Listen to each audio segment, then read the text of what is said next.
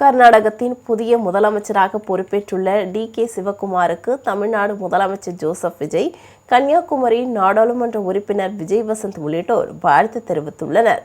கர்நாடகத்தில் காங்கிரஸ் தலைமையிலான ஆட்சி அமைந்து 3 ஆண்டுகள் நிறைவடைந்துள்ள நிலையில் முதலமைச்சர் சித்தராமையா கடந்த மே மாதம் 28ஆம் தேதி தனது முதலமைச்சர் பதவி ராஜினாமா செய்தார்.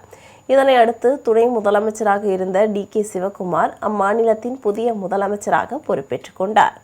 இந்நிலையில் கர்நாடக முதலமைச்சராக பதவியேற்றுள்ள டி.கே. சிவக்குமாருக்கு தமிழக முதலமைச்சர் ஜோசப் விஜய் வாழ்த்து தெரிவித்துள்ளார்.